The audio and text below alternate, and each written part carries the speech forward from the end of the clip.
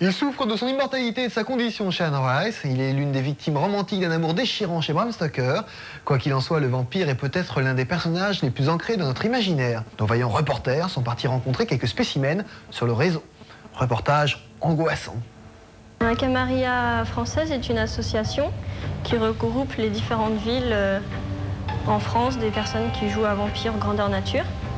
Donc il y a une Camarilla pour chaque ville. Et sinon, dans le jeu, le mot Camarilla aussi existe. La Camarilla, c'est le regroupement de vampires, en fait. Les scénarios que je crée sont avant tout politiques et ils impliquent les joueurs au niveau de leur historique. Mais c'est vrai que parfois, ça peut inciter certaines personnalités fortes de vampires à mener des actions violentes. Mais ce n'est qu'un jeu et tout est simulé, bien évidemment. On n'utilise pas Internet en jeu car c'est considéré comme un bris de mascarade assez flagrant, ce qui est assez logique.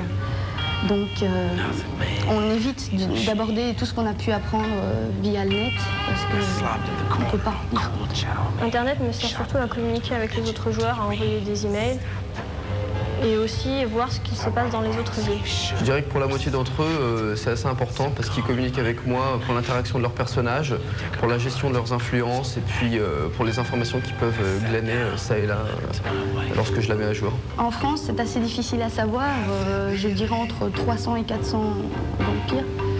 Mais c'est vraiment pas fixe. En fait, le grandeur nature de vampire, ça ressemble un petit peu à un jeu de rôle sur table, dans le sens où on incarne un personnage qui n'est pas nous-mêmes, sauf que les actions qu'on entreprend, on les entreprend vraiment, il n'y a pas de jet de dés et tout est beaucoup plus politique. Ça ressemble un petit peu à ce qu'on pourrait appeler une murder party, car il y a des énigmes, un scénario que les joueurs doivent résoudre. Je joue une fois par mois en moyenne, plus il y a des parties hors Elysium. Mais une partie en fait se déroule généralement en deux phases, c'est-à-dire la première phase c'est surtout une mise au point des personnages et tout, et puis se passe la partie en elle-même, au cours de laquelle il y a un scénario. On y entre, on n'y entre pas, c'est au choix de chacun. Internet, ça permet effectivement de créer des liens entre les joueurs à travers les cités, même s'ils ne se sont jamais vus. Ils peuvent créer des historiques en commun et se voir un jour peut-être lors de parties nationales, alors qu'ils ne se sont jamais vus et avoir déjà plein d'éléments en commun. Et ça se fait très souvent.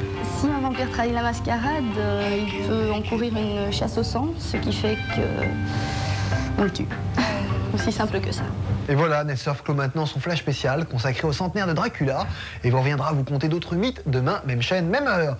Si en attendant vous avez fait vous aussi des rencontres surprenantes sur le net, eh bien vous venez nous en faire part soit par Minitel 3615 MCM, soit grâce au net justement www.mcm.net/netsurf. Et puis si vous détenez la formule de l'immortalité, vous me la livrez sur mon mail marquis@mcm.net. Enlevez-moi donc ce miroir que je ne saurais voir. Escape!